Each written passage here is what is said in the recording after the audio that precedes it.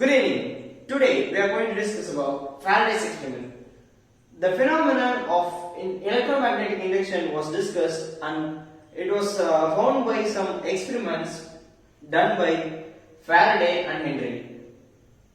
Michael Faraday has done 3 experiments, that is having a moving magnet and a stationary coil, and a moving coil and with a stationary magnet, and the third one with having a primary coil to induce the secondary coil.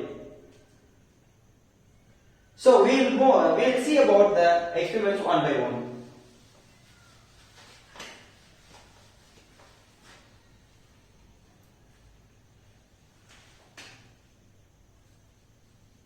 Moving magnet and stationary coil.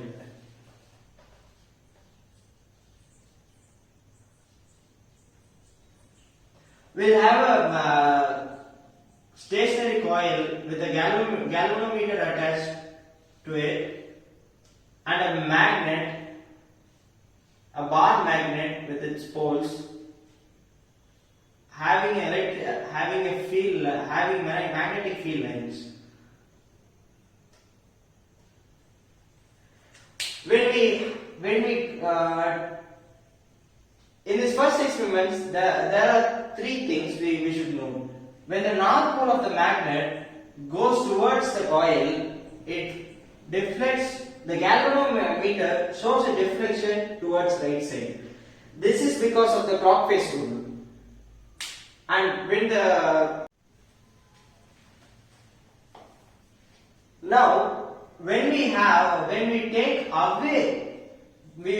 we move away the magnet from the coil, the galvanometer shows a deflection towards the left from the 0 mark. Now it is repeated with the changes of, we'll have south pole and north pole. When we move the south pole towards the coil, the galvanometer shows a deflection towards left. The opposite side of the north pole. The experiment we conducted for the north pole.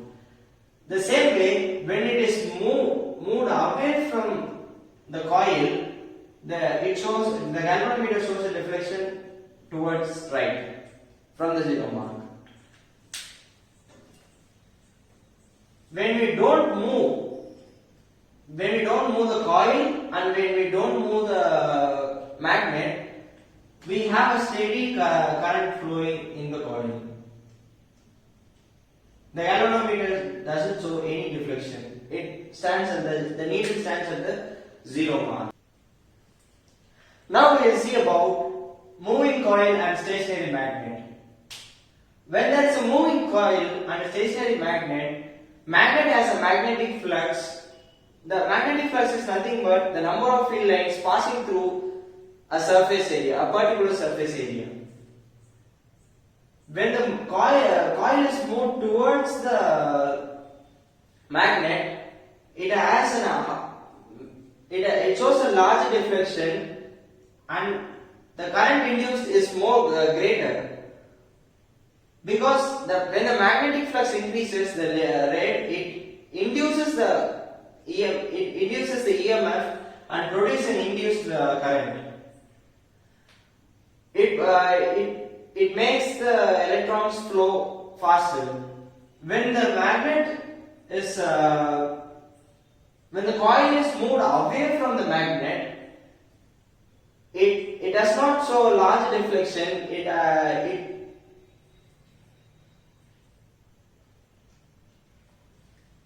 Because when the number of magnetic flux decreases, the rate of flow also decreases, and the induced current also becomes low. So this is what the second experiment states. The third experiment of Faraday is like, we have a primary coil and we have a secondary coil. With this primary coil, we induce the secondary coil.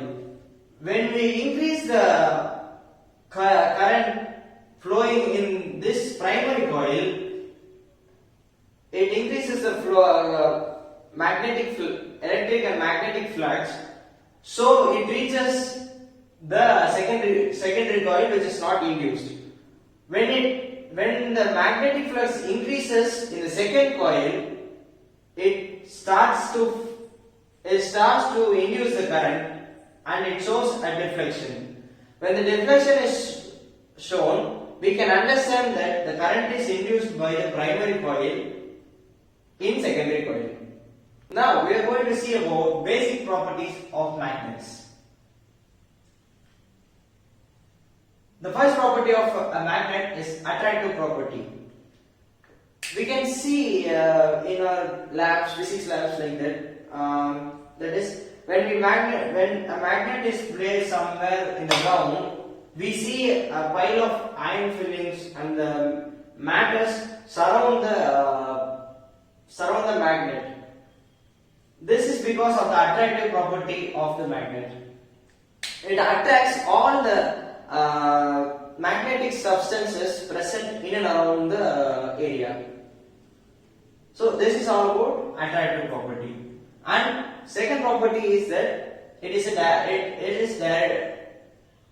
directive property.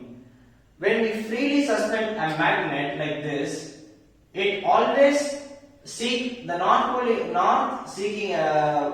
of the magnet always seek the north side of the earth, and south pole always seek south pole of the magnet always seek the south pole of the earth.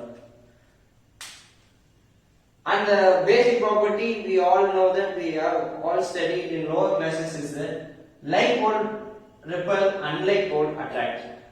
When we have two magnets, north pole and a north pole, when we move closer, it repels.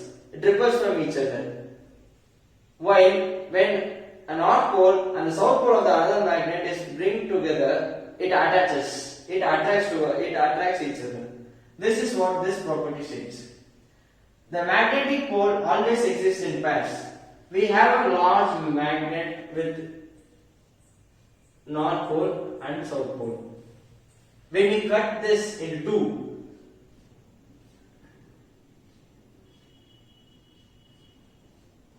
it doesn't become north pole and a south pole. It creates north pole and the south pole in the same magnet, and another magnet also, north pole and south pole.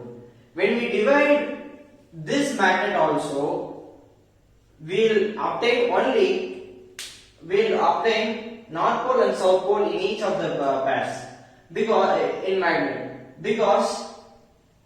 always a magnet exists in pairs. Magnetic induction. When we have a magnet and we have a magnetic substance, when we bring towards the magnet, it induces this magnetic substance and make it a powerful magnet. The closer end of the magnetic substance is made to be a south pole, and the far end is made to be a north pole. This is what the basic properties of magnet. Good evening. Now we are going to see about Lorentz force. The total force experienced by a charged particle moving both in a region where both the electric field and the magnetic field is present is called Lorentz force. Now, the force, a charge Q which experiences a force in the electric field E is given by F E is equal to Q E vector. Here, the force acts in the direction of the electric field. Now, the magnetic, a charge Q experiences a magnetic force along with the velocity v and magnetic field B is given by F M is equal to Q into V cross B vector. So the Lorentz force is the total force experienced by the charged object Q in both electric field and magnetic field. When we add these two, we get the Lorentz force. Fe plus Fm gives the Lorentz force. Now F is equal to QE vector plus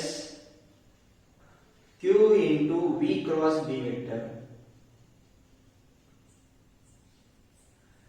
Now we can take Q as common, so we will obtain Lorentz force is equal to Q into E plus V cross B.